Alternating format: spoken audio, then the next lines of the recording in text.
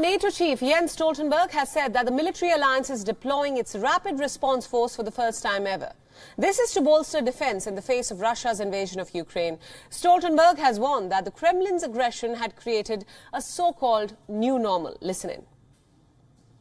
We see, of course, that they're moving towards Kiev. We also see the rhetoric, the messages, which is strongly indicating that the aim is to change government, to change and remove the democratically elected government in Kiev.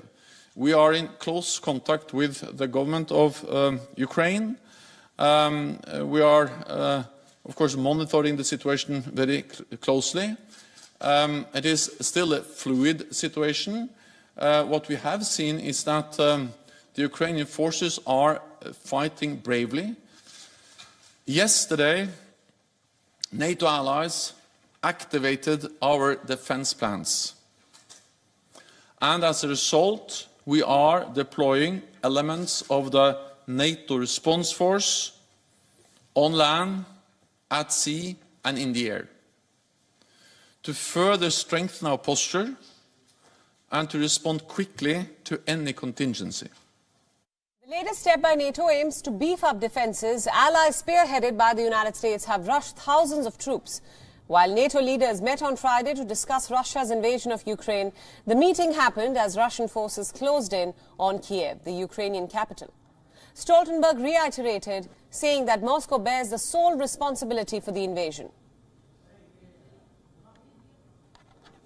What we have warned against for months has come to pass, despite all our efforts to find a diplomatic solution. Moscow bears sole responsibility for the deliberate, cold-blooded and long-planned invasion. We condemn Russia's aggressions in the strongest possible terms and call on Russia to immediately cease its military action. We stand with the brave people of Ukraine. We fully support Ukraine's sovereignty and territorial integrity, its right of self-defense and its right to choose its own path. Meanwhile, French President Macron has said that the world must brace for a long war between Russia and Ukraine. Listen in. La guerre est revenue en Europe, je vous le disais. Cette guerre, elle a été choisie unilatéralement par le président Poutine, avec une situation humanitaire tragique, un peuple qui résiste, et une Europe qui est là, qui résiste aux côtés du peuple ukrainien.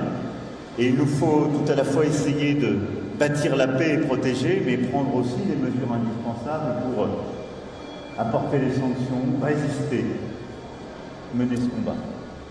Meanwhile, the Slovak Prime Minister has said that the unity of NATO and European countries would be a strong deterrence to Russian interference.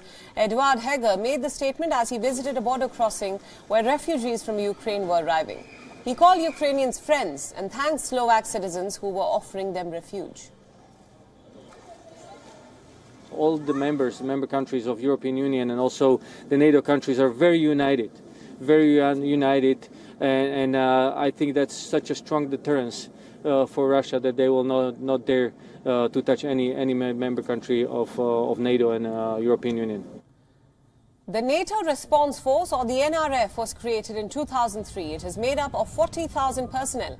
It includes 8,000 strong high readiness contingent with air, sea and special operations soldiers that can be deployed within days. The Pentagon spokesperson John Kirby has pointed out that the NRF was to protect NATO countries not to engage in fighting in Ukraine, which is not a member of the NATO alliance.